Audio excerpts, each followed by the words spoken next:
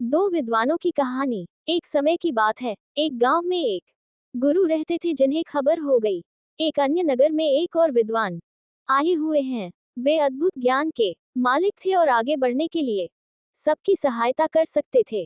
खबर सभी को बहुत पसंद आई और सभी लोग उस नगर में उनसे मिलने के लिए जूझने लगे। इन दो विद्वानों की राजा को चलते ही वहां का राजा उनसे बात करने के लिए अपने दरबार में ले आए। राजा ने दोनों विद्वानों से अपने राज्य में ज्ञान का प्रचार करने का आग्रह किया। दोनों विद्वान ने राजा के आह्वान को स्वीकार किया और उन्होंने राजा के सामने आगे जाकर कहा, आपके सामर्थ्य के लिए हमें गर्व महसूस हो रहा है। महाराज, हम आपकी सेवा में हमारा सर्वोच्च कर्तव्य मानने के लिए तत्पर हैं। राजा ने खुशी से भरे होठों से कहा, तुम्हारे सामान्य भाषा में जनता को समझाओ। पहले विद्वान मुस्कुराते हुए बोले, अच्छा महाराज, हम आपके राज्य के राजा और प्रजा के बीच बातचीत को सुगम बना सकते हैं। राजा ने आश्चर्यचकित होते हुए कहा, मुझे बिल्कुल आश्चर्य हो रहा है कि तुम कैसे कर सकते हो। ये तो मेरे लिए। दूसरे विद्वान ने मुस्कुराते हुए कहा, महाराज, हम आपके राज्य के लोगों को सामग्री के बिना खाने का ज्ञान दे सकते हैं।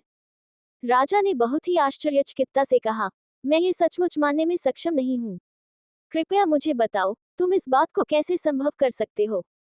पहले विद्वान ने कहा, महाराज, हम विज्ञान का उपयोग करके एक ऐसा उपकरण बना सकते हैं जिसे हम राजा की मर्यादा के साथ बातचीत कर सकते हैं।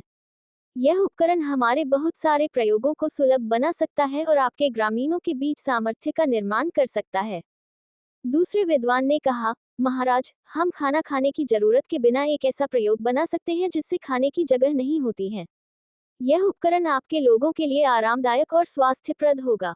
ये सब सुनकर राजा बहुत प्रभावित हो गए और उन्होंने दोनों विद्वानों का स्वागत किया और अपने राज्य में इन उपकरणों का प्रचार कार्य करने के लिए उन्हें सौभाग्य दिया।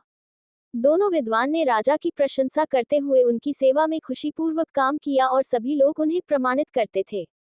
इस कहानी से हमें ये सिखाया जाता है कि समय के साथ ज्ञान विकसित हो रहा है और बहुत से अद्भुत आविष्कार हमारी मदद कर सकते हैं।